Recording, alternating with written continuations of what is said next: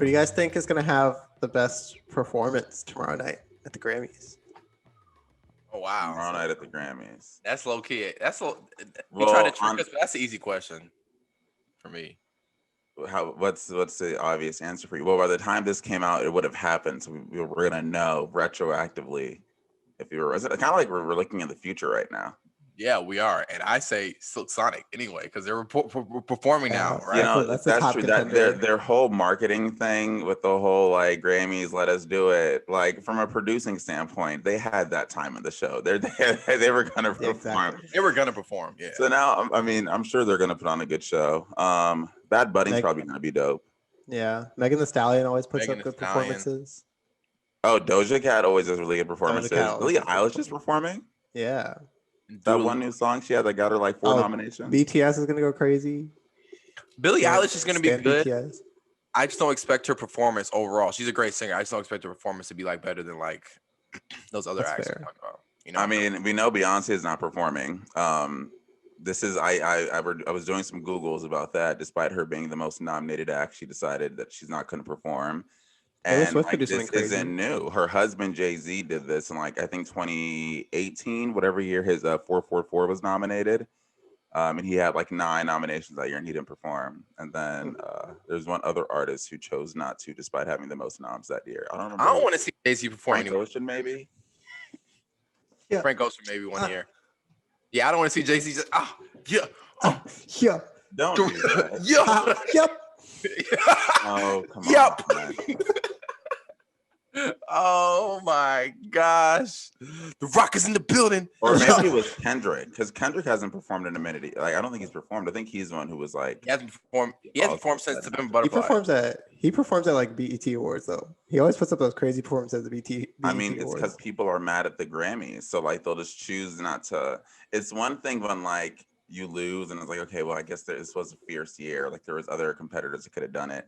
But when you feel like something's getting in the way of you winning, like a system is getting in the way of you winning, I could understand how that makes you upset. But we'll get into all that fun stuff. Oh, later. I think Dua Lipa could do a good performance. That's what I was gonna say. Yeah, that's a good one.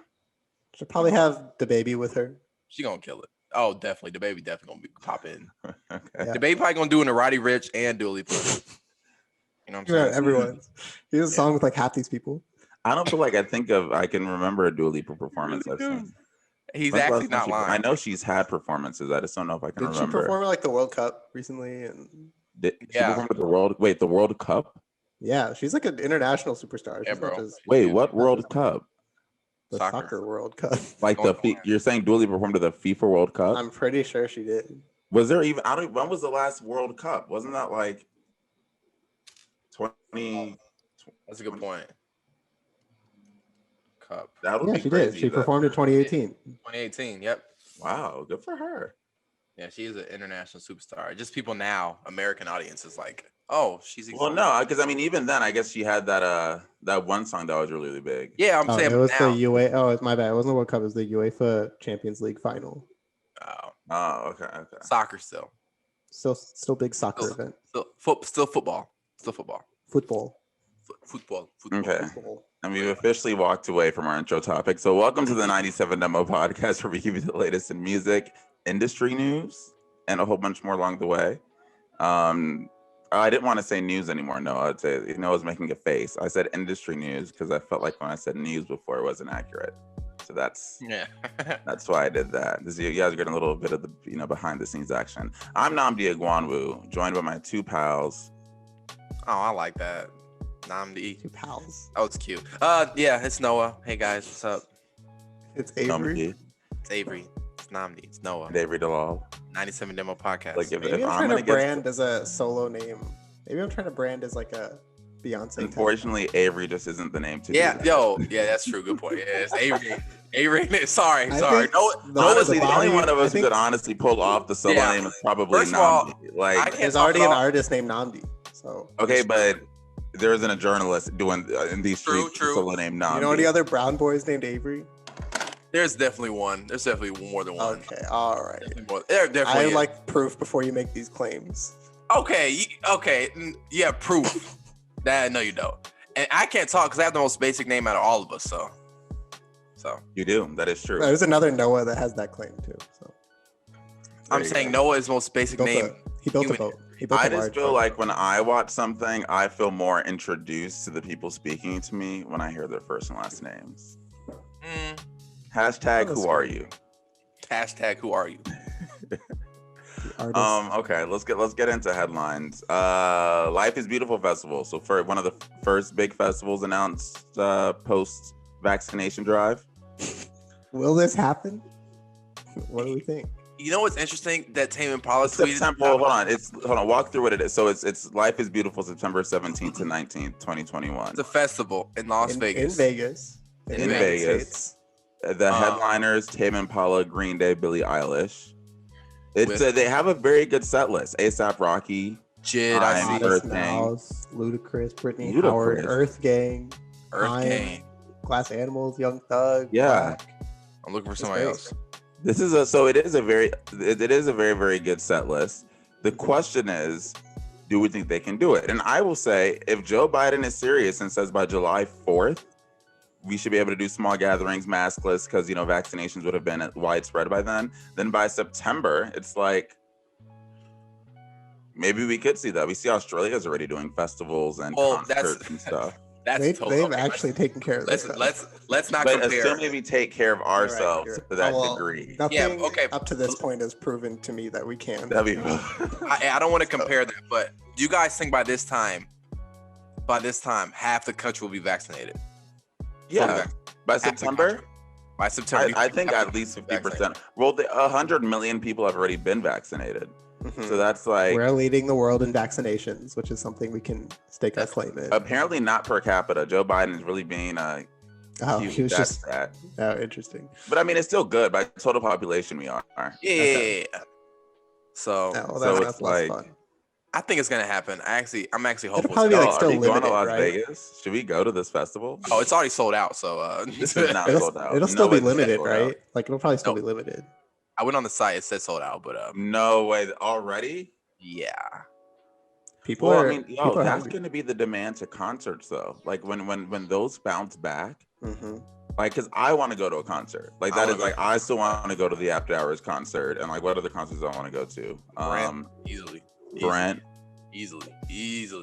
Well, who's announced a tour that like? That's why I said the weekend is anyone. Weekend next year, but and pushed it back. Yeah. Nobody really. September still feels like not that far. It feels close. It feels close. Exactly. It's crazy because last year I was watching documentaries and stuff, and people were like, "Man, just a couple months, May, we're gonna be done." Yeah, we also have to shout out happy birthday to the pandemic. One whole year. One full year. It's getting so big. It's getting so big. And we have to admit, sort of ruining our year because of this. Because of this pandemic is the reason we started this podcast. Let's be honest and frank. You're right. That's not true. I'm not going to do that. Yeah, it is. No, it's not. Okay, that's the reason. I thought I wanted to do the podcast before the pandemic. Reason we actually went forward with. I'm not saying it's the reason, but it's part of the reason we weren't doing anything. We were just talking to each other. Okay, I guess shout out pandemic. Shout out COVID. But we do want that back. Okay, so this is an interesting story I read. So we've been talking a lot about country music because shout out to Morgan Wallen and this N-word controversy for putting. That's not shout him out. Shout out for continuing to What's thrive. Up, Morgan Wallen? But Billboard had this interesting article about how Black artist representation in country music is still pretty low. I believe Black women represent, I want to say like 2% of music played on country airplay. And that's especially kind of wow, that's high. That's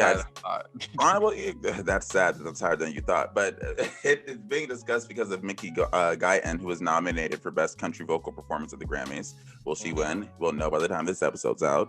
And she's had a very successful year, but this just sort of overscores this larger issue of the fact that there still is a representation issue in country, and I think there probably still is like a barrier or bias that sometimes may keep maybe Black and queer artists from shining in country. That's so interesting. Down to the third paragraph. That's so interesting. We're talking about this. 2.7%. Okay, so go on. Yeah, you got it right. It's so interesting we're talking about this because this is not it's kind of a racial conversation, but whatever. Like when we talk about like, for example, a white artist coming into hip hop, mostly black genre, we would all agree that's a benefit in most cases. It's like, oh, he's white, he's gonna. But then he's white. He sounds like that. Yeah, exactly. I don't even know if it's a benefit, but I do think, to your point, like what you're saying, a white artist is better positioned in hip hop than a black artist is in country, at least as far as and in a lot of cases, it has to do with just the demographic of the country. I mean, white people back hip hop, which is why it's so popular. That's why they put their money in it. There's a reason Eminem had so much appeal. Exactly, and we go to these black artists like the Baby and whatever, like. In most places, it's gonna be a bunch of white kids, and it's just facts. It's just then especially in country, like I'm just reading this, and Mickey Guyton, she's the first black female country artist to receive a Grammy nomination in 45 years. That's just to receive a nomination. Since 45 years. The Pointer Sisters. Yeah, it's sort of insane. I feel like this is an underreported story. I feel like this needs to be more about this. It's really interesting because you don't really hear about. I mean, even the black artists in the country you hear about is black guys like Darius Rucker. Yeah, Darius Rucker, that guy. So even Lil Nas X for a minute. Yeah, and they didn't remember, like as this article says, like Lil Nas X wasn't even fully embraced by country. Like he received very limited play on country radio. Yeah. And I get it, but I didn't even consider him a country artist still. But like, I get it. Exactly. I get it. He had a country song. He had a country type song, but then he had a bunch of other songs where he was rapping and poppy and stuff like that. So, and for anyone wondering the equivalent for black men actually saw a 3% growth in airplay. Yeah, Kane Brown is pretty popular. From 0.5% to 3.7%. What was that, Avery? Yeah. King Brown? Kane Brown's pretty popular. He's and like black. Darius Rucker. Darius Rucker's popular. He's always solid, yeah. Like there's more black male, or I think there's musicians of color in country that I could think of. But when it comes to black women, it's beyond Mickey Guyton. I don't know if there's any. Brittany Howard, okay, that's someone that I know. So she's like she's rock. She's rock. Oh, okay, yeah. Then I don't. I really don't know. It's tough. So, that's really interesting. Good luck to Mickey Guyton tomorrow night. Yeah. Hope she wins. I mean. I haven't heard her music, but I hope she wins. I'm rooting for everyone that's black. So shout out Issa Rae. Shout out Issa Rae. And I guess some more Grammy news. I literally just saw this headline and I thought it was interesting and a good way to get into. It seems very our brand. But Elton John will quote hit someone if Phoebe Bridgers doesn't win a Grammy. Apparently, the two talked on his Rocket Hour podcast. And he's a big fan, just like us. He's a big fan of Punisher, and said it's like, I know we have something in common with Elton, so our tastes must be doing something right.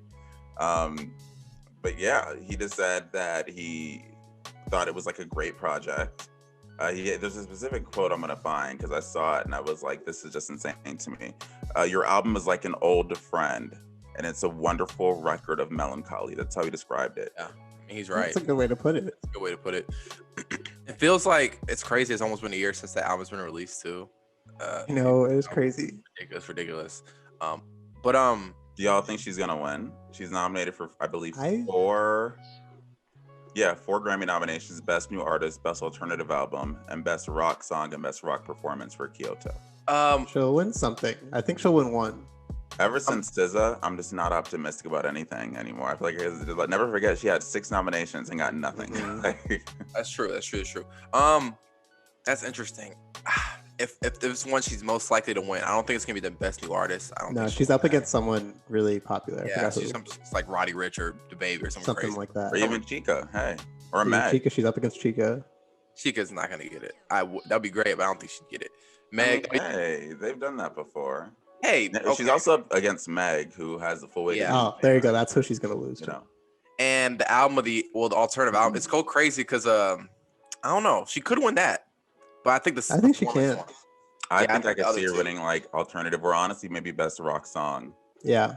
Because Kyoto's she's great. Like popular enough right now where I think she can win one. Ooh, I think Kyoto could win it. I think Kyoto. Yeah. Also, this isn't a headline, but I just remembered it and I'm mad. Y'all know Chloe and Halle aren't performing at the Grammys?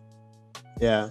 Well, they're both busy right now though. Yeah, right? Okay, that's what I was like, I'm hoping it's because Halle's filming a Little Mermaid and couldn't get time off. And I just know it can't be like they weren't invited. She'd probably need like over 20 days to get off just because like quarantining and all that. Yeah, they got Disney don't play, bro. Disney don't freaking play, bro. And Chloe's probably working on that solo album. I'm saying it. You don't know if it's coming. It's just probably. Oh, okay. Maybe it's an EP. Well, no, I'm saying she's working on solo music. Okay, it's not a bad thing. That's me. I'm saying if they break up, I don't think it's a bad thing. I mean, they're both going on to their. I know, but we don't know she's working on solo music. Look at this second article under trending. GOP Gov, if you legalize marijuana, you're going to kill your kids. That's off track. Ain't music. Sound logic. Well, honestly, the amount of Black musicians who have probably been honestly, musicians in general who have been harangued because of marijuana. True. And hey, I can think of 3 right now who have been stopped in the airport because of weed. True, but then there's artists like Wiz Khalifa who's making millions off of marijuana. That's true. That's true. So, yeah. But yeah, the Grammy should be interesting. I'm not saying I'm excited to watch. I'm not excited. I'm looking forward to watching the performances. I'm interested. Yeah, okay. I'm excited to watch the performances, but that's about it. I kind of want to boycott it with the weekends. I just know I'm not so excited. Our music podcast, Nnamdi. I know. And sometimes away. And I really only watch the performances. Like I'll have like a live page up and be like, oh, they won that. Oh, their their Twitter, they like have a thread and stuff like that. So I'll probably just keep track of that. So. Okay. Well, we'll see what happens with the Grammys. Let's get to new releases. A lot of new stuff came out this week. Albums. I didn't even know Nick Jonas was putting out an album, but he did. Giveon put out a little deluxe type of thing to take time. When it's all said and done, take time. And then Selena Gomez, Chica with 2 EPs. What did you guys listen to? What were you a fan of? Go off. Giveon's project was good. It was just basically an expanded. I say it's out because it's like 7 new songs, bro. Like, yeah, he did. It's like the EP, and he added "Take Time," like the new. I don't know. But his voice is just so amazing. Like, you know what's so crazy? So good to hear all the time.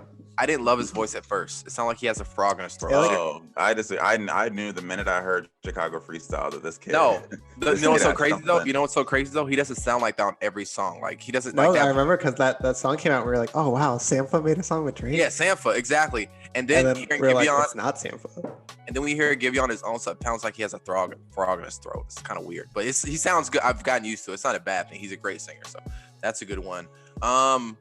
Chica EP. It's so good. That was good. That was really good. It's so at least I've listened to Cinderella and Cinderella 2, and both of those were great. She released it for her. She doesn't normally sing, I feel. Mm-hmm. She released it for her birthday, so happy birthday, Chica! And she also had their single that she put out, "Friends with Benefits." That was really, really good too on it. So. She's a talented artist, dude. Selena Gomez is, I think, doing a Spanish project is really interesting to me, and I feel like it makes sense. Surprised she hasn't tried it before. I've listened to one of the songs. I know there's been like a lot of visuals for it. I know I watched I think a music video for one of these songs. Is it good? Yeah. Maybe I don't know if I've given it a fair enough, like a strong enough listen to say it's like I love it, and I don't know if I'm the target audience per se. Well, let me say this. But like it's not. I know. I like the direction she's going in. I do like her doing a Spanish album. Like I think that makes sense. That's what I was gonna say because I'm not the biggest Selena Gomez fan, and it's not because I think she's terrible or something. I just don't find her music super interesting to me, And maybe this is the thing that something different that maybe gives her a spark or something like that. She's not a bad artist. She's not the greatest singer, but she's not a bad singer. She's not terrible. You know what I'm saying? But like, she's not the most interesting artist. I don't know if you guys agree with that. Like, she doesn't make the most interesting. Oh wow, it's like she's so.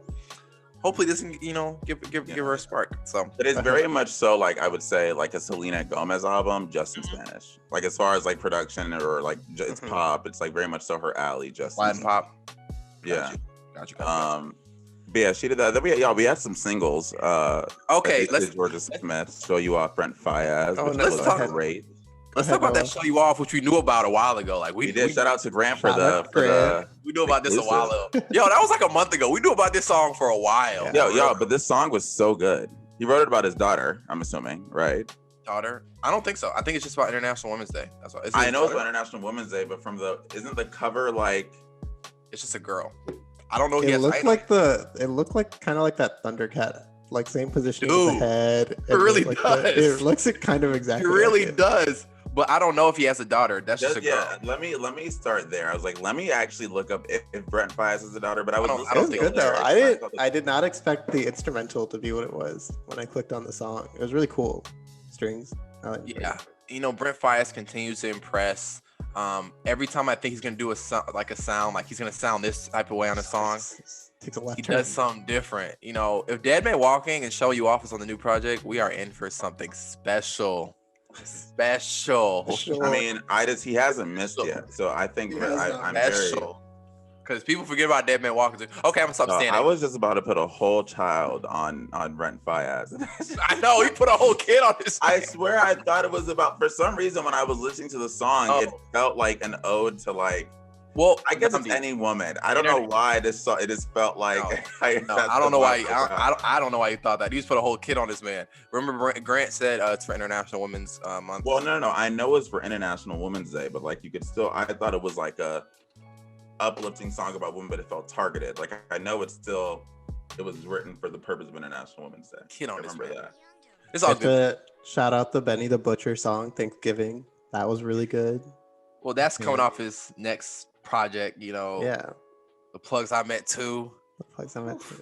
My and the cover art is sick. Like it's so crazy. Awesome. And he got 2 Chainz on the, he has a track list. 2 Chainz gonna be on it. Fat Joe, Rick Hyde, French Montana, which is interesting. I don't know. He got like some more because Benny the Butcher, he feels like the guy from Griselda that feels like he's gonna be, going against the mainstream a little bit.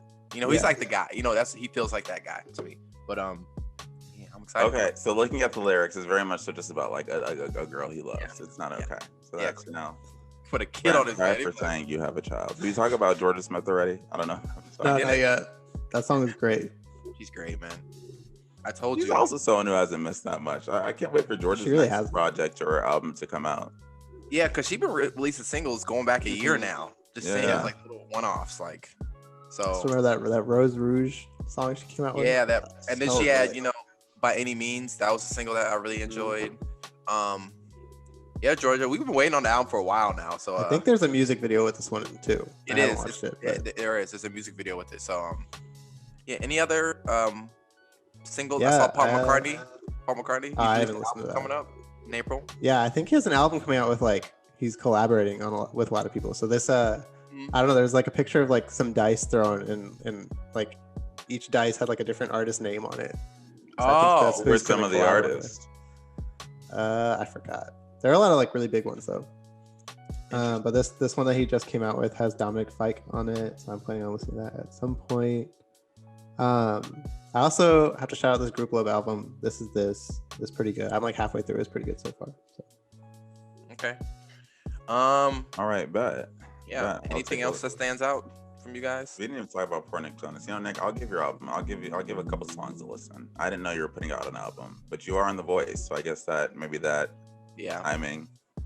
Yeah. If you guys stall for like 20 more seconds, I can find this Paul McCartney thing. So, I feel like when you really think about what makes a good new release, it boils down to don't listen to Gwen Stefani. She had that single a while ago, like I'm Back to Me or Come Back or Okay, I found it. He's got Beck on here, St. Vincent, Phoebe Bridgers. Are you talking about the Paul McCartney project? Bro, I had it up right now. What are you talking about? Idris Elba, Anderson .Paak. Oh. Correct. I've been forgetting Idris Elba does music. I've never known him to pronounce that. Yeah. Idris That's cool. No, I'll listen to it. Anderson .Paak. Yeah. He's got some good collabs coming up. Anderson .Paak. Why do I say both? I think it's Pack. It says both though. I've heard both. No, but what does he say? I feel like Pack is the. He says Pack. I think he can't. He doesn't do Pac because Pac is Tupac. Like, you can't disrespect. Yeah, that's true. Okay. Okay, let's get to why we're here today, ladies and gents. So why we're here today. Let me even figure out where I want to start. So, anyone who has known me or followed me on Twitter over the last like 6 to 7, 8 months, like since the Grammy noms were announced, knows I've been on this whole tear about just like the actual Grammy selections process. Like we talk about snubs a lot, but more so like how snubs happen. And we've talked on the pod before about, of course, The Weeknd not getting anything. We talked about that immediately when it happened. But also we've talked about some of the other snubs you can just think of. and sort of like the system of the Recording Academy and how like this convoluted process that happens, and there's the structure of it. And I've been doing a lot of reading about it because it's like it's deeper than just like one artist being upset. It really is sort of this like opaque system that a lot of artists I think are now upset about and calling out. So of course the big news this week was The Weeknd. He did an interview with the New York Times, or at least a statement to the New York Times, where he said because of I'm trying to think of the word he used to describe it. It's like he was like, because of the just for unclear, or just like secret. Right Secret. Here. It wasn't even. I'm here trying to think of like a synonym for secret, and the word was literally secret. Because of the secret committees, he's not going to submit any of his music to the Grammys anymore. And I think that's a pretty big thing for an artist to say. The last huge artist I know that said that was Frank Ocean in 2016, when he also complained that there is a secret process that I'm not really with, and I'm not going to submit my music anymore. And he did that all the way back, I think, in 2016. So this has been something that people have talked about for a while.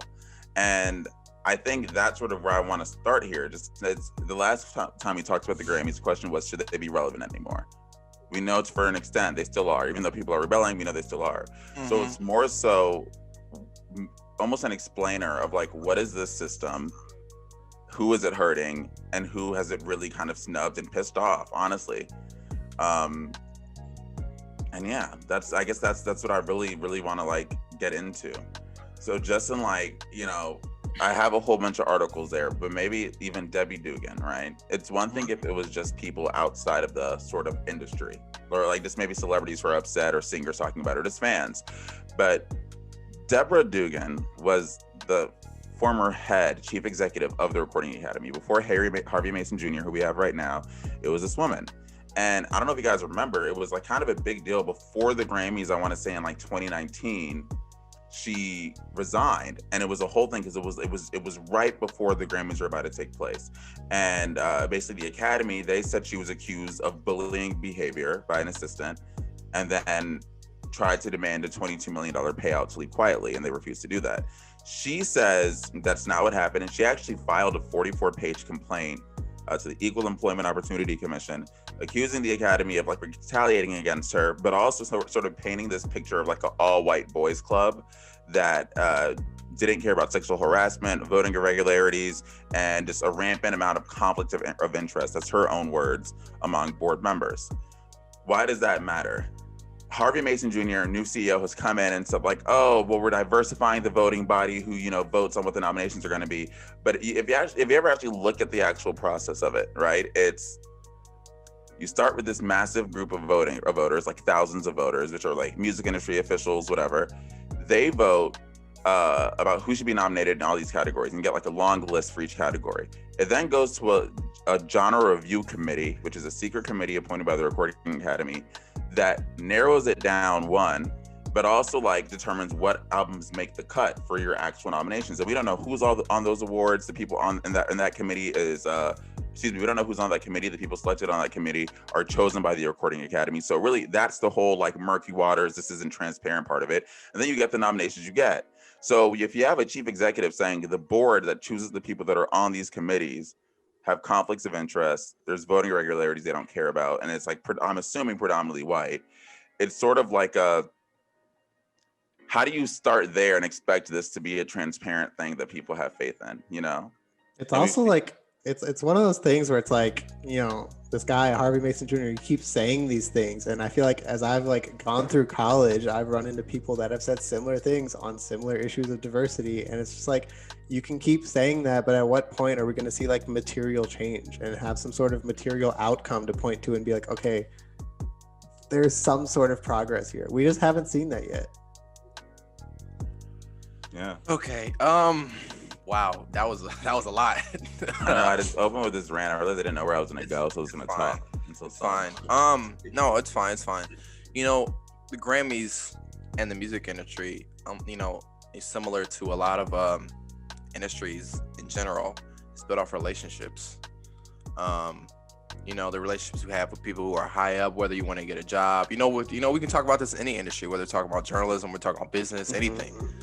And the music industry is no different. And I don't think we have solid evidence or solid, sources of like, oh, they got this Grammy or they were nominated or this happened because they knew this person or, but there's been a lot of artists that have coming out against the Grammy saying, it's built off relationships, who the relationships you have, people always like to say her, I love her too, but she started off as like a little, she was on a show and then she came on the Grammys and she was doing like the intro shows, during the beginning, and now she's winning Grammys. It's like you just move up. It's like the her is one of the Grammy babies essentially, I think that's something that people have always, questioned about how authentic the Grammys are, because you could have I'm not saying her isn't deserving for Grammys and some artists aren't deserving of Grammys, but I think the problem comes like, okay, why is this artist not included at all or this artist? I mean, it's music politics, right? So it's like, there's people who may do good and are qualified and get rewarded, but it doesn't change the fact that they are in this political system that relies on social capital.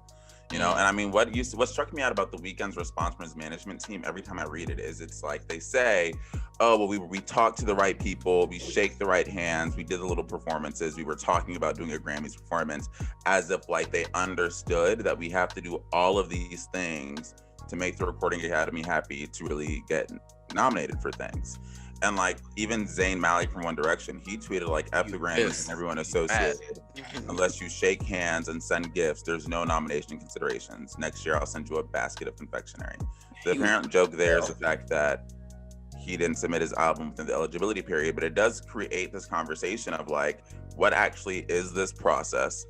And how comfortable are you with the situation or an institution that does puts out the portrayal of we're just focused on the music and we listen to this objectively and just do music, but in all reality may very much so rely on a certain degree of social capital. And I think if this was all fan generated, I would say, okay, this is a conspiracy almost. But when you have Drake, Frank Ocean, The Weeknd, Zayn Malik, like all of these artists who are saying the same thing to an extent, it's sort of like you can only ignore it for so much. And I think it's important to say, like, why do these artists care? I know we keep saying that, but I think it's important to say that because these artists care because essentially this could affect their bottom line. When you've been nominated for a Grammy, people, your demand goes up crazy. I know we're talking about, oh, it's Drake. He's gonna, he's the guy, or, but like if The Weeknd or Zayn Malik or something like that, anybody.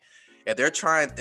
These people. I know we talk about artists. I'm not feeling bad for them. They're millionaires. A lot of them. These big ones. I'm not feeling bad for them. But for a lot of people, this can affect their bottom line. If you're nominated or you win a Grammy, you're a Grammy nominated artist. Exactly. You're Grammy nominated artist Avery Delal. You're Grammy winning artist Nnamdi Agwanwu. You're like, this really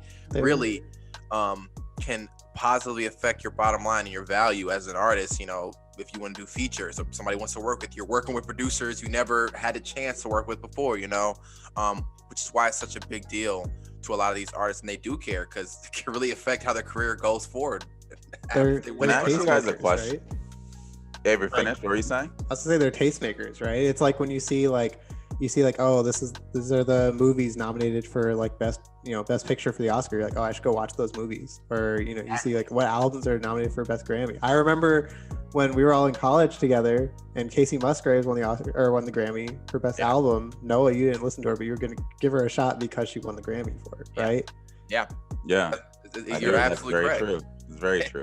And Avery was like, I remember it was such a thing. Avery was like, yes. And now I remember people like, who is Casey Musgraves? Because she beat, was that the year she beat, I think, the Black Panther album? Honestly, I wasn't mad that year because I did figure that like, okay, she probably has a good chance. But I want to ask you this last question before I stop talking about these committees. And I'm going to read an excerpt from the New York Times, one of the links they had about committees.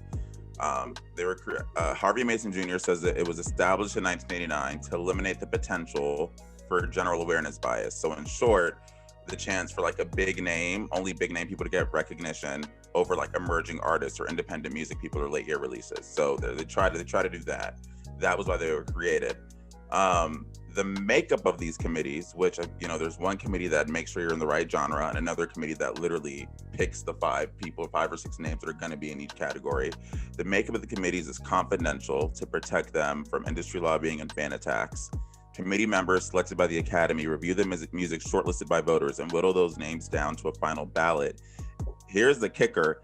In all but the top 4 categories, which is album, record, song of the year, and best new artist, committee members can add names not initially selected by voters according to Grammy rules. So they can literally on their own say, voters didn't, pick this person, but I'm gonna put someone here for pop vocal album, or I'm still gonna nominate this person for like top rock performance with like pretty much no input from this diverse group of voters that like they talk about and highlight all the time. Granted, we don't know how often that happens, but the fact that it can happen, again, like this opaque secret committee thing, I don't know if that's really going to work. It almost seems like it should never not be by committee. Like, what's the point of having a committee if any like person can just throw someone in there, right? Like, yeah, if you're gonna have this grand diverse group of people, why not, I feel like every decision made to nominate or to win should be decided by that collective group.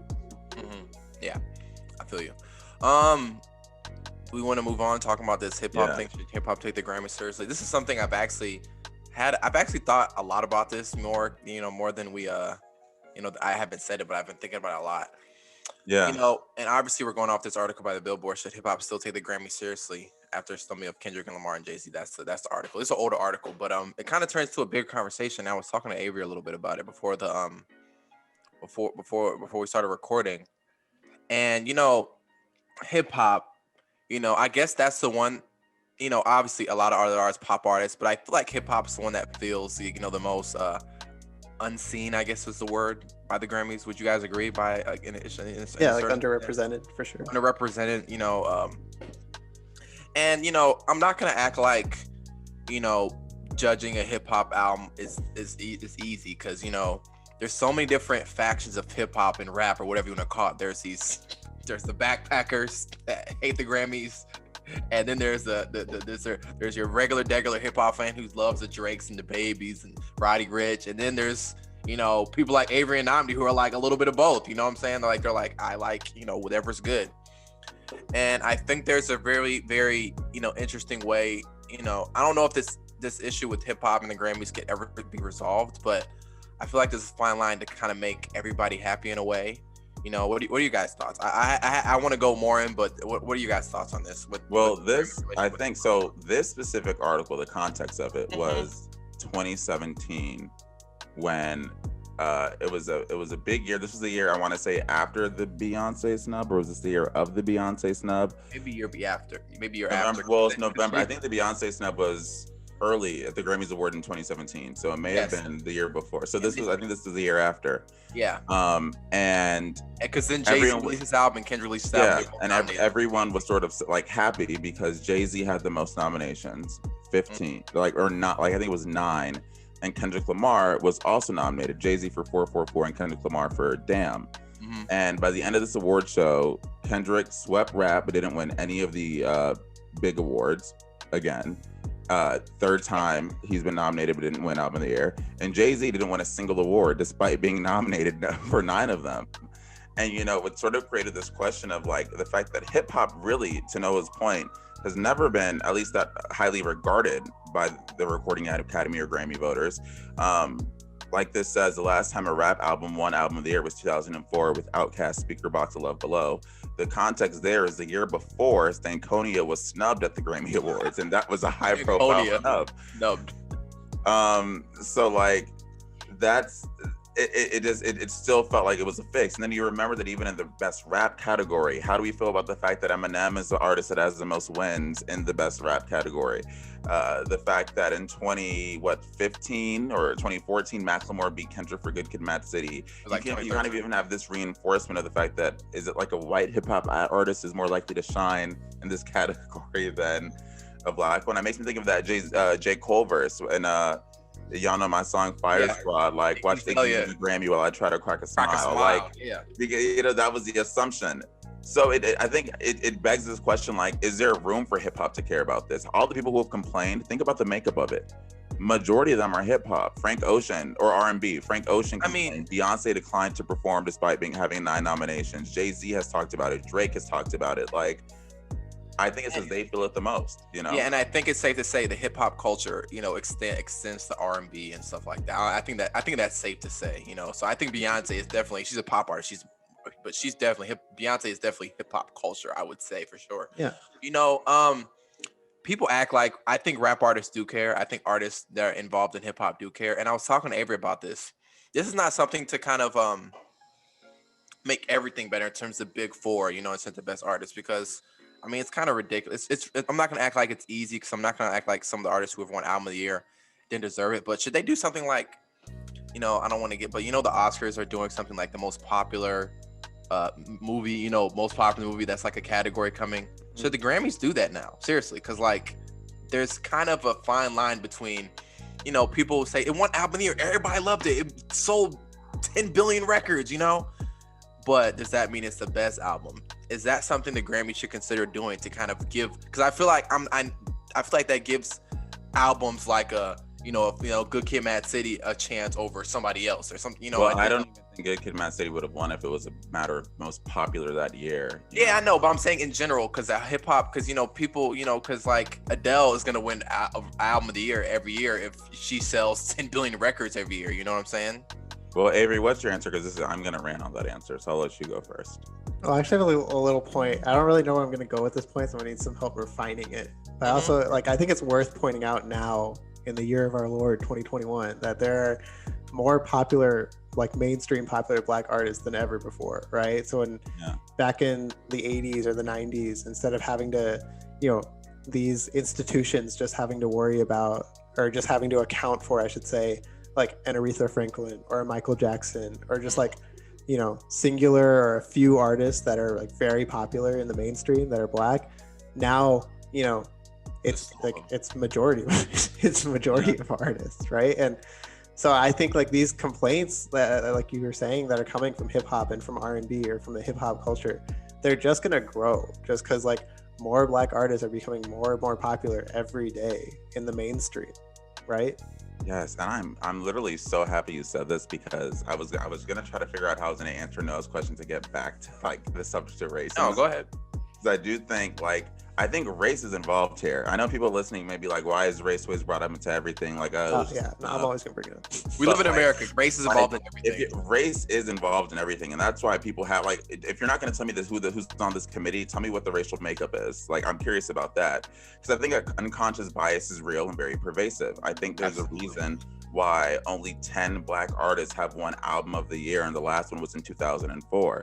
I think there's a reason that ultimately a smaller committee that we don't know who they are was responsible or a driving force in Adele beating Beyonce in 2016. I think there's a reason, I don't know if I said Eminem already, but that Eminem has the most wins in the hip hop category. Race lives underneath all of this. And I know me as a Black man, there's nothing more that just gets me down or frustrated as to when I put in the effort and I know I have the work ethic, but I'm snubbed for something out of my control, or something that I probably couldn't do anything about it. And I think that's how a lot of these Black artists feel when they know they released a great album or put all this effort into a masterpiece, and they're not rewarded by this institution that's supposed to be at the top. That's why this is so significant. Because I think both you and Noah have said this. The Grammys determines value. They determine how people perceive you. So when I'm putting in the work, and especially in The Weeknd's case, this is why I'm really hot on it. When I'm putting in the work and I release an album that's super successful and people love, and beyond that, critics love it too, and they're calling it one of the best this year. And I in my own spirit, feel like it's my most perfect album. And then this institution, this gives me nothing and says, oh, not really. I also have to and to add to your point on any sort of if anyone is listening has any sort of resistance to what we're saying, and this isn't to take away what Nnamdi said from an Adele or an Eminem, but when you have Adele getting on stage being I should not have won this award over Beyonce, and you have Eminem making songs like White America where he's literally saying that my skin color is a benefit to my success among white people, then there's some sort of issue here. And and again, that's not to take away from those great artists in their own right, but when they are acknowledging these things themselves and the institutions aren't recognizing it, there's an issue. And sorry. And then I'm gonna shut up, but to that point, go off. it's also why people like, I think Nicki Minaj is always gonna resent the Grammys, because in her like huge trailblazing debut year, they gave it to, was it Bon Iver over her that for Best New Artist, and that was considered a huge snub because I think back then she set a whole bunch of chart records. So when it happens a lot to Black artists, when the noticeable snubs a lot of times are Black artists, yeah, they're gonna lose trust and faith in this thing, and they're gonna stop showing up, and they're gonna stop performing, and eventually they're gonna stop submitting their music. And Avery, like you said, Black artists have only gotten more visible and popular in modern day music. So what happens if they all suddenly decide we don't care about this anymore? And they don't need it too. They don't need it. So yeah. And you know, when I was saying like essentially expanding the Grammys, maybe that's the only way. But you know, part of it is just give these artists these awards. You know that because you know obviously if you expand it, that might dumb down the importance of the Grammys because then everybody gets. That's how I feel, Noah. Well, let's say before we move on, let's do solutions then. Avery, go on and let's do like what do we think could work? I guess okay, and then that's a good question to add to Noah's question earlier. Like, do you think that adding new categories devalues the award? By adding more trophies devalues it every year? Yes, I do, because they've tried that. They've changed category names and like tried to change criteria to fit that. But to me, it's not a matter of the category. It's a matter of the people choosing the categories, this voting body. Like the only way I think I'm gonna feel comfortable with this is if things become public. If you can't tell me who's on the secret committee because of lobbying acts, let me know what the makeup is. What's the demographics of this committee that makes a final decision about what's going to be nominated and can add people. And I want to know, let me know more information about that. Provide more transparency into that process. That's what all these artists are saying. I think that would go a long way. You know, being able to go on their website and see who voted for what. I agree. We want to see these people. We want people put if you're so confident, put your name to it. You're so confident, yeah. Put your name to it. I do have to ask this though, because this is something different with most popular best album. But I was talking about this.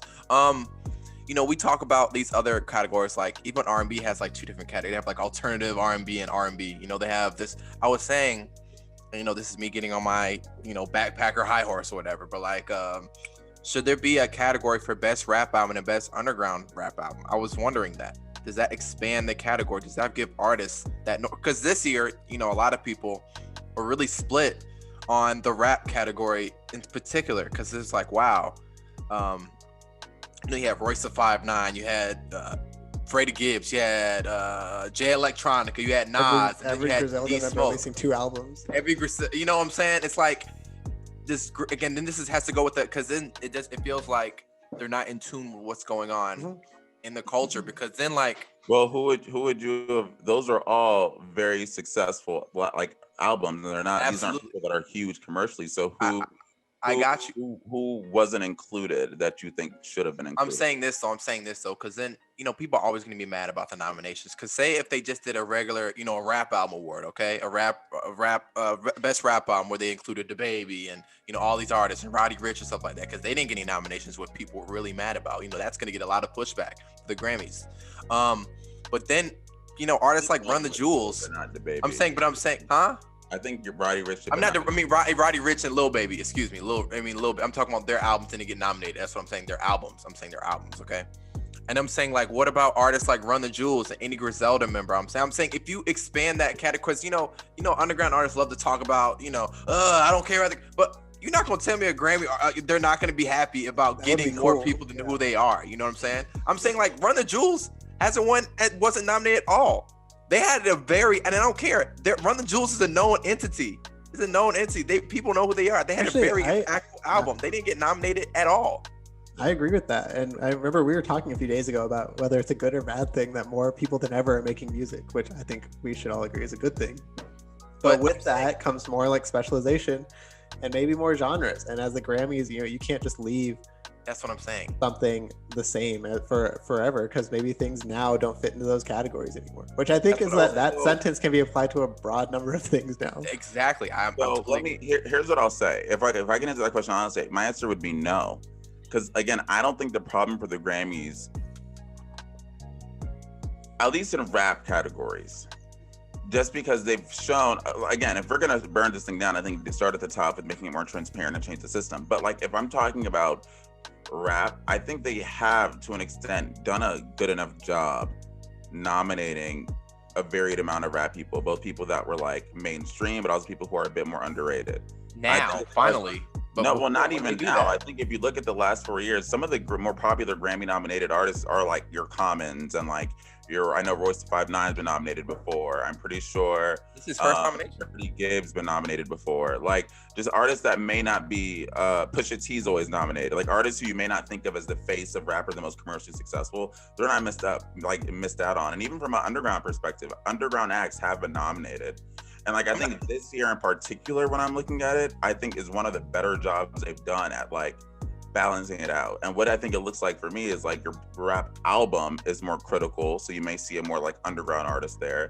But like when you look at rap performance here, it's like you have Jack Harlow, Pop Smoke, The Baby Bop was nominated, and Bigger Picture by Lil Baby. Which honestly, but I'm asking if other genres can be expanded, like R&B and alternative and rock. Why can't hip hop be expanded? Because I don't think any have been expanded. Like they aren't expanded. But I'm saying R&B has 2 categories for albums. Alternative and rock, they have multiple categories for albums. Why does hip hop have 1 category for albums? I'm saying that's what I'm asking though, because I get and I definitely get the point of you don't want too much, but like Avery said, there's more people making music than ever. If we keep, I know there's a fine line between just too many people, but if we keep keeping it pigeonholed, some artists are never gonna have a chance to be recognized ever. I'm with you. I'm not saying. No, you're right. Well, because I think that's where they have best R&B album, they have best progressive R&B. So find a way to do that for rap, maybe. I'm saying. Maybe what would you call it then? Would it be best progressive rap? Yeah, I'm not saying I know, but I'm saying if you can, I'm saying. Think about it. If we had a best rap album, okay, where it's like you have your Drakes, your Jay-Z's, even Pusha T, because he's, fairly lives in the mainstream, a Schoolboy Q, Kendrick, not like, but then when I'm saying underground, I'm not talking about the people that I listen to that like have 10 followers. I'm talking about like your Freddie Gibbs could live in there, your Run the Jewels, your Griselda. I'm saying those guys aren't the biggest artists in the world, but they have a following that's not, and we're talking about underground, I'm talking about people, and this can go for you, like, Avery, talk about your brother who listens to underground rock. I'm talking about people who don't have the same amount of resources, you know what I'm saying? That's the I'm people I'm with you. I agree. So, I think it could go a long way of like highlighting people that just usually wouldn't get their flowers from the Grammys. Exactly. Which in turn, I think would also lead to more, obviously lead to more nominations. And maybe if there's no crossover in those 2 groups, that's how many? That's 20 different artists getting nominated. So yeah, so it's a fine line. I agree with you because you don't want to dumb down the Grammys because the Grammys you still want the best getting nominated, but it's a fine line. People are always going to be mad. Larger and larger now. So that's exactly a problem of how much to be expanded. But I think honestly, if they did it, to your point, if they did it for R&B, why can't they do it for rap? Rap probably needs it more. That's what I'm saying. So, but it's like also, well, no, I don't know. I'm not going to get into it's. But yeah, no, I definitely see both sides. It's important to see both sides of this. It's 2 different sides. They both have good points, but we talked about it. We got to talk about this one day, but music is getting bigger than ever. More people are making music than ever. It's easier to make music than ever. Quality music. Which means there's more bad music than ever, but there's also more good music than ever. So. True. That's true. And before we leave the Grammys, I will say they have responded to some of this. Harvey Mason Jr., he apparently on the inside has been talking about this for a minute. So they have invited a whole bunch of new members. I believe about a little over a third ended up being people of color, but there was, I think nearly half were women. So you have that, and then they this year they're doing a Black Music Collective, and they have a new advisory, which is a new advisory group that is going to amplify Black voices. So I don't know if that's going to lead to any actual substantive change, but there is an effort being made to diversify this voting pool. But again, if the first round voting pool that's super diverse only determines maybe a long list of people for each categories, then you have a separate committee that's the secret that actually gives us the 5 that make the cut. It's that secret committee is what everyone is saying we need to learn more about. And I don't think you need to give names, but it's you need to at least tell me it's 50% Black, 40% work in hip hop, 30%. You can give me statistics, so I feel a little bit more faith in this system instead of just it's secret because it's secret and we're just not going to change that. But we're going to get more people to vote for more albums. I don't know if you're addressing the problem head on.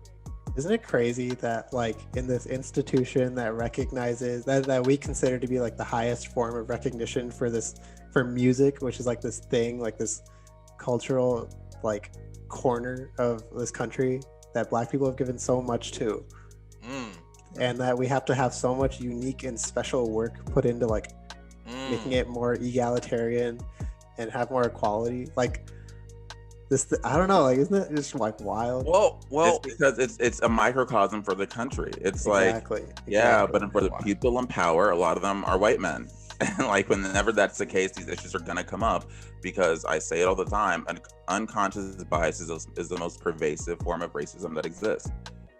Because a lot of people deny it exists, but it shows up in moments like this where you may not consciously be doing anything wrong, but yeah, you may be more susceptible to vote for the Adele over the lemonade. Like, it's crazy. You know, I don't want to, because I know we've been going on for a while, and this has been a great conversation too, guys. Good job. I kind of, because I feel like we've had a lot of solutions. I feel like we should kind of, I'm not saying like we should have like, I feel like we should come out have like some solutions. You know, I feel like we've said enough. What are some solutions that we've kind of just to organize our thoughts a little bit? Because you know, I said, you know, let's have 2 categories for rap, underground and just best rap album. We've also said, you know, these people who are voting, you know, the committee or whatever they are, the secret committee, put your names to it. Put your names to it. No, I don't know if I'm gonna ever say put, because I do think there's why not? It's not going to get better if you know names, because all that's going to happen is if their names are public, more people are going to pressure them to vote one way or the other. That's not going to fix the problem. I'm just saying, give me more demographic information about this committee so I can have faith in it. If you release the names, that's not going to work. All that's going to happen is every single musician is going to harass, or their label is going to harass these people that are now public to try to get what they want. I have to say this though. I don't want to get on like, you know, but like let's say this, the Hall of Fame for like different sports. There's journalists, their names are to it. You know, I'm not saying we gotta know who they voted for. We don't have to know who they voted for. We don't have to know that. But I'm saying if we know the people, who they are, we don't have to know, hey, Nnamdi voted for Weeknd. It's not the same to me. I don't know, man. I think it's important to know who they are. We don't have to know who they voted for. We don't have to know, you know, unless they want to make it public themselves. We just want to know who they are. I'm not saying the reason I feel it's not different, I'm going to say 2 things. One, sports are more objective. There's more of an objective basis for who gets into a Hall of Fame, the criteria for that. This is completely subjective. I push back on that. Well, no, I'm serious. I'm like, for a majority of sports people, of Hall of Fames, there is a general assumed just from the public, like minimum things you should have accomplished to at least qualify for this thing. Okay. It's totally subjective, especially when the Grammys are saying we don't care about like your chart placements or what you do. It's all about your ears, like what I listen to. Okay. I think if you release who's on these secret committees, you open up a pool of people being strong-armed, and it can make it less transparent. It create more voting irregularities. Like I don't know if that's the answer. Like I don't know how often in the NBA or whatever, or NCAA or whatever, all these Hall of Fames, how often these journalists are strong-armed into doing something. But like when the Grammys determines value, and it happens during your career, not a Hall of Fame that's at the end of your career. Yeah. And it very much so can impact how you do your day-to-day. You're gonna try to pressure people or do whatever the hell you have to do to get a Grammys, and that's a very, very slippery slope for this. So I don't know if that's the solution for me, but again, I do think releasing demographic data about them could be helpful. I'm just saying, I don't think we have to know. I think it's okay to, because that happens, it's happening now. There are probably people who are strong-arming people to get Grammys now. That's what I'm saying. That's why people who get Grammys, some people, you know, relationships, they get Grammys. I'm saying it's happening. It's a thing that's gonna happen. People, we don't know who these people are, but I feel like it's gonna happen anyway, because that's what we see. We see the same people getting Grammys. We see these artists that are not getting Grammys, some artists that are. I feel like it's just a kind of reality of the world we live in right now. So I'm not saying we have to know who they voted for. I just think it's important to know who they are, you know. I think it's important. I think we should know. Okay. Because then what if these Avery, you have a solution? I think some sort of transparency would go, some sort of transparency would be good. Something. And then also like just expanding some categories, not like, you know, making 4 awards for hip hop, but maybe 2, you know, just to create some more recognition in artists that maybe feel slighted. Yeah. So this is the last thing I think we're going to do, just from like a fun thing, is this Grammy Album of the Year winners ranked, just for a trip down memory lane of some of the more high profile snubs. So I went through this list because there's 62 on here, and I just highlighted a couple that I think were noteworthy enough for us to bring up. I think there's like 10 on this list. So okay. Are we ranking them? The first one is 62. So this was 2013 Mumford & Sons Babel one. And if you remember what it beat, Avery, this one may hurt you, but it beat Frank Ocean, Channel Orange, Some Nights by Fun. Take Care wasn't even nominated that year. Wow. Crazy. Wow. I mean, wow. That's like crazy. The album that we consider the best album of the most popular artist out right now, Drake, Take Care, didn't even get nominated. This you know what's so crazy? Like Frank Ocean, don't fuck with them no more. Oh shoot, it doesn't matter. Hey, we don't care anymore. We don't care. We pass. I care. No, don't speak for I care. Pass that, bro. We pass that. We're gonna go into the bleep on that one. Bleep. I can already guess what the top 5 is gonna be, bro. I can already guess who the top 5 is, bro. Okay, so we'll go. So 56. That's the next one I flagged. This was 2006. The winner of that Grammy ultimately was U2. Had a be a Bond. This was Kanye West. Late Registration was nominated. Remember, Kanye's number 1 album of the year. Late Registration was nominated this year, as well as Fall Out Boy, but I don't know what they put out. Gorillaz Demon Days was not even nominated. MIA's Are You Lar? Bex. Hey, and Guero like that. That's crazy. This is a great album though. This U2 album is great. Interesting. What's the other one you have flagged? 52. This is 2001. Just to show that this isn't a new problem at all. Steely Dan 2 against Nature One. He beat the Marshall Mathers LP, and then which is significant because Eminem's won a lot in these specific rap categories, but has he won Album of the Year before? Oh, probably not. Probably not. He has, and this was he hasn't. Wow, that's shocking actually. And Radiohead's Kid A also lost due to this. It's interesting that NSYNC's No Strings Attached, because considering NSYNC was the biggest thing ever in history. If you look at a lot of those albums, like who had the best selling first week, NSYNC is like 3 on the like top 10. It's ridiculous, but bro, Steely Dan beat out Britney Spears and Madonna. Yeah. That's legendary. Okay, so 50. This one is, we remember this one a little bit. This is 2017. Adele 25. She of course beat out Lemonade, and not even nominated. It's Launch a Seat at the Table, Coloring Book by Chance the Rapper, which I don't know if either of them would have won, but obviously Lemonade.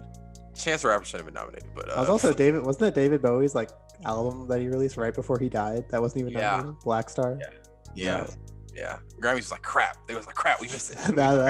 They I guarantee if he died before, he would have won. But, I just when Adele has to get up there and be like, I don't know what else Beyonce has to do to get an Album of the Year award. Like, y'all are kind of foul for this. I remember there was criticism. People were mad at Adele, and she had to issue a statement saying, "Well, no, I am so grateful for the award." Right. But like, I know y'all did her dirty. They're kind of mad. It's kind of like the same treatment, not the same, but kind of the same treatment Macklemore got. But Macklemore was a clown because he released a text, which was the text messages. That was out of line. I would have been mad. Why was that out of line? Does this show? I would have been Kendrick.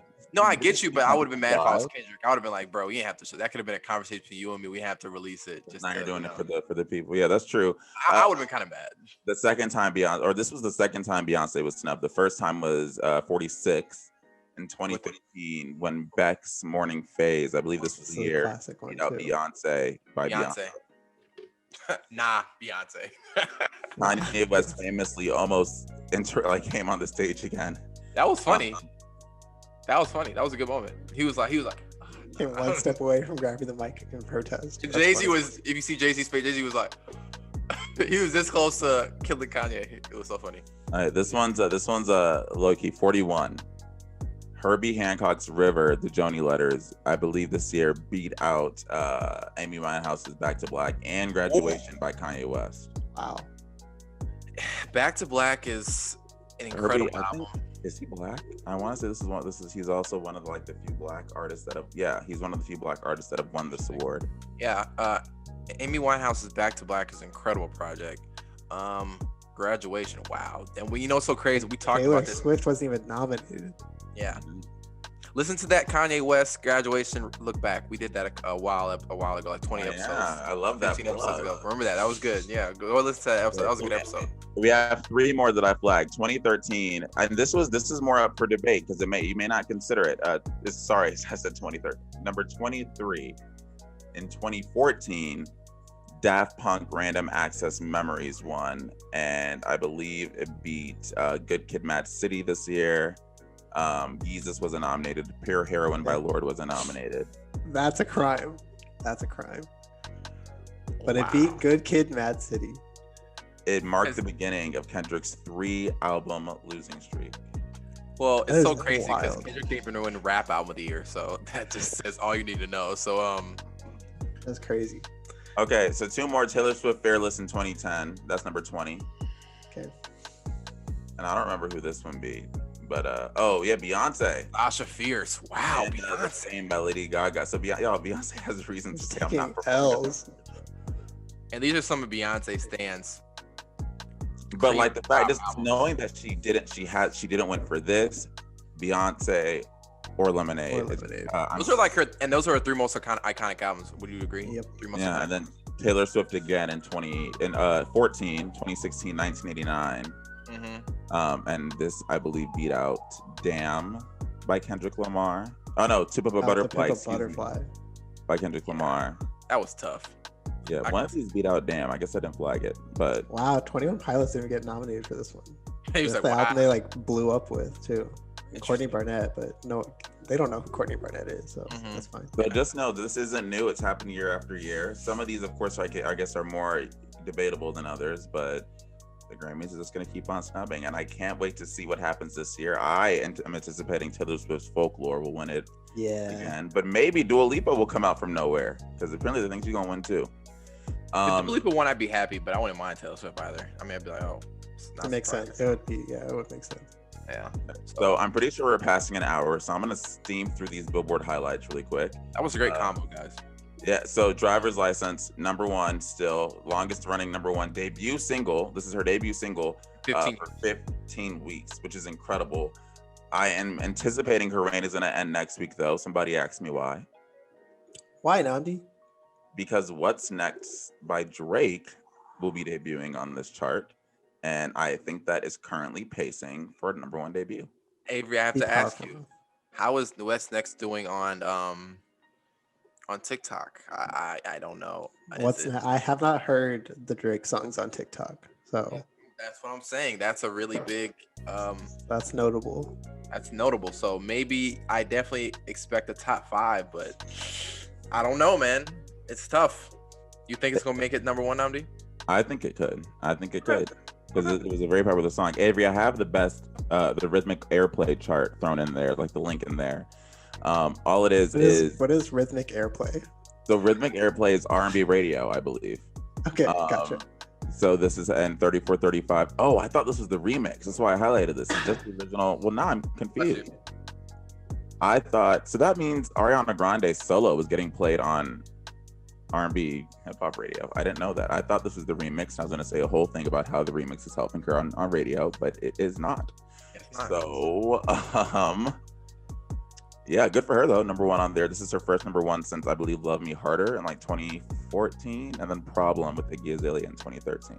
So I want to say this maybe be her first solo. So there you go. And guess who's on number 1 on Billboard 200? Oh, you ready? This isn't a surprise. You ready? Guess who? Guess who? It's Morgan Wallen again. This will likely continue for a 9th week too. Honestly, next week. Yeah. I was gonna say maybe Drake's EP thing could stop it, but it won't because it is. I believe Billboard requires at least 4 tracks to chart with an EP. This only has 3. Maybe the weekend might 2 weeks from now because of or because of the Grammys and stuff like that might affect them. People listening to that. Maybe people are just pissed. Angry listening to Weeknd's music. That's me. So I mean, I can't. I'm sure there's people doing that. So possibly the highlights or Morgan Wallen will just continue to dream like crazy. Yeah. Y'all know did we talk about the fact that he came from The Voice? I didn't know that. Wow. Oh, really? The Voice I has did been not on know for that. 20 seasons, and I could not point to 2 people who like have won for that. So wait, so he was a regular dude like not 3-4 years ago? Yeah, apparently. He was us. Projects of the week. And while y'all talk about that, I'm getting my charger because my laptop's about to die. So just don't mind me, but y'all go ahead. All right. I'll go with my first one. I'll go first this week. Go ahead, Avery. My project of the week is "Soft Sound from Another Planet." Soft Sounds, little typo in there, by Japanese Breakfast. I didn't know this artist existed until like a week ago, but she released a new song last week and I really liked it. So then I went back and checked out this project, which is her last album, which is from 2017. It's like indie rock. I don't know. I really enjoyed it. I thought it was pretty cool. So Standout songs. I've only been listening for a week, so I don't know the songs yet. But the first song on this album is awesome, and I'll pick out a couple more to put on our playlist this week. cool. And okay, my turn. I was really close to putting the 2021 Mad Lib because I put Mad Lib and Freddie Gibbs last week, but I think we totally forgot since it's you guys. That was in his bag with his pick. Yeah, Mad Lib release his